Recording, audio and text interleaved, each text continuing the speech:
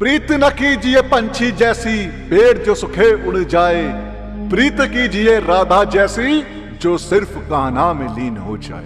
Hello दोस्तों, स्वागत है आपका फिर से हमारे चैनल ज्ञान प्लस पर। कृष्ण और राधा का प्रेम अपने आप में एक मिसाल है।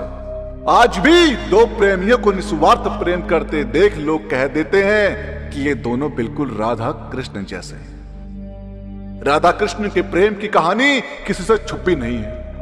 उनके अमर प्रेम का उदाहरण आज भी लोग देते हैं। कृष्ण की राधा के साथ लीलाएं और राधा की कृष्ण के लिए दीवानगी का एहसास सभी को है। शायद इसी प्रेम के कारण राधा का नाम कृष्ण से पहले लिया जाता है। लेकिन इसके बावजूद श्री कृष्ण ने राधा से शादी नहीं की। पर क्या आप इसकी वजह जानते हैं? क्या सच में उनकी शादी नहीं हुई? क्या राधा सिर्फ कृष्ण की दीवानी बनके रह गई?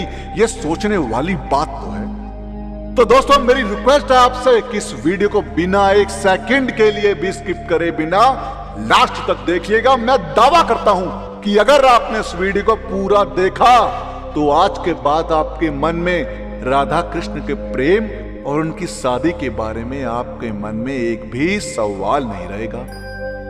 दोस्तों, पुराणों में वजह का उल्लेख तो दिया गया है, मगर इसके अलग अलग कारण बताए गए। आज हम आपको उन कारणों से अवगत कराना चाहते हैं। पौराणिक कथाओं के अनुसार कृष्ण एक बहुत कुशल कूटनीतिज्ञ थे, लेकिन राधा तो वो दीवानी थी जिसे सिर्फ प्रेम ही समझ आता था।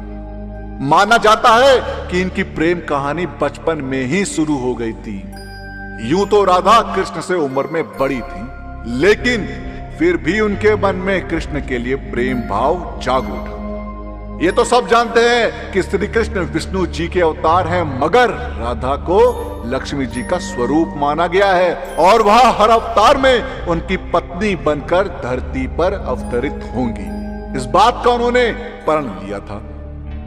इसी कारण यह तय था कि विष्णु जी हर अवतार में लक्ष्मी जी से ही विवाह करेंगे। श्री कृष्ण लीला का वर्णन करने वाली गर्ग मुनि की रचना गर्ग संहिता की माने तो श्री कृष्ण जब बचपन में नंद बाबा की गोद में खेल रहे थे, तभी उन्हें एक अद्भुत शक्ति का आभास हुआ, जो और कोई नहीं राधा थी। वो तुरंत ही बाल अवस्था छोड़कर यौवन अवस्था में आ गए। इसी समय ब्रह्मदेव ने राधा कृष्ण का विवाह कर दिया और उसके बाद सब सामान्य हो गया। विवाह के बाद ब्रह्मदेव और लक्ष्मी स्वरूप राधा जी दोनों अंतर ध्यान हो गए और श्री कृष्ण वापस बाल अवस्था में लौट गए। दूसरे उल्लेख में एक तरफ राधा से विवाह के लिए कृष्ण का आग्रह था और दूसरी तरफ यशोदा और नंद की वश मर्यादा। यशोदा कृष्ण को समझाती है कि राधा तुमसे उम्र में बड़ी है, एक छोटे ग्वाला की पुत्री है और साथ ही साथ राधा का विवाह कंस की सेना के एक सैनिक से तय हो चुका है। तो श्री कृष्ण राधा से विवाह की जिद छोड़ दें। माता यशोदा के समझाने पर भी जब श्री कृष्ण हट करते हैं तो वे अपनी चिंता नंद बाबा को जताती हैं। नंद अपने पुत्र को लेकर गर्ग आचार्य और संदीपनी ऋषि के आश्रम में जाते हैं, जहां संदीपनी ऋषि कृष्ण को समझाते हैं कि उनका जन्म धर्म की रक्षा के लिए हुआ है और वो अपने लक्ष्य से ना भटके। अपने गुरु की बात सुनकर कृष्ण ने विनम्रता से कहा कि उनका मन गांव, गायों, ग्वालों और जंगल में ही लगता है और वो वहीं रहना चाहते हैं। कृष्ण के मुख से यह बात सुनकर गर्गाचार्य ने विचार किया कि समय आ गया है श्री कृष्ण को उनके जन्म की सच्चाई बताई जाए। गर्गाचार्य ने कृष्ण को उनके जन्म का राज बताते हुए कहा कि वो यशोदा और नंद के पुत्र नहीं हैं। उनके जीवन का उद्देश्य धर्म की स्थापना करना है। साथ ही साथ नारद मुनि की भविष्यवाणी के अनुसार उस महामानव की आने की जन्म तारीख और समय तय है और वो श्री कृष्ण के सारे गुण से मेल खाते हैं। यह सुनते ही वो चुपचाप उठे और धीमे कदमों से गोवर्धन पर्वत की ओर चल पड़े। पर्वत की सबसे ऊंची चोटी पर पहुंचकर वो आकाश में डूबते सूर्य की ओर देखते रहे। काफी घंटे बीतने के बाद जब वो नीचे उतरकर आए तो पूरी तरह से बदल चुके थे।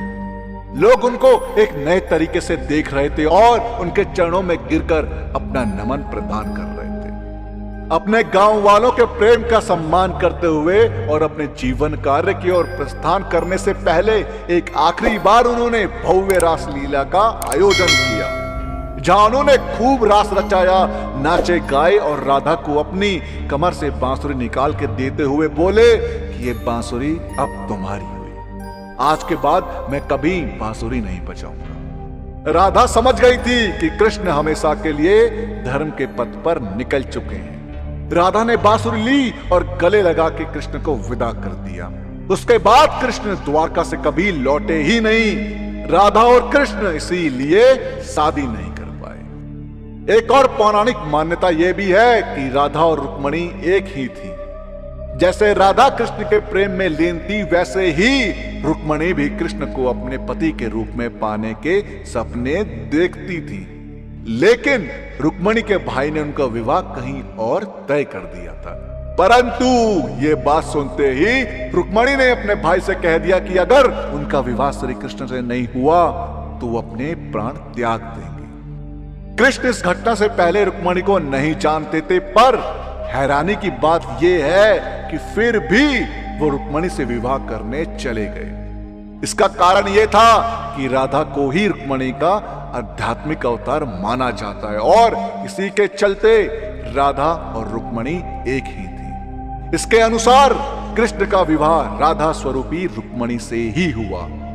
अब आप जिस भी पौराणिक कथाओं की माने, अंततः सरल शब्दों में राधा कृष्ण का विवाह किसी भी स्थिति में सीधे तौर पर नहीं हुआ, परंतु दोनों ने जीवन भर एक दूसरे से ही प्रेम किया और अमर प्रेम की मिसाल बन गए। तो दोस्तों, पिछली वीडियो का शाउट आउट जाता है गायत्री पात्रे जी को, जिन्होंने बहुत ही प्यारा कमेंट किया था। इस कमेंट के लिए गायत्री पात्रे जी ज्ञान प्लस आपको तहे दिल से धन्यवाद कहना चाहता है। और दोस्तों, आप कमेंट में पिक मी लिख सकते हैं, जिससे आने वाली वीडियो में आप में से ही किसी एक को मिलेगा ज्ञान प्लस की तरफ से शाउट आउट।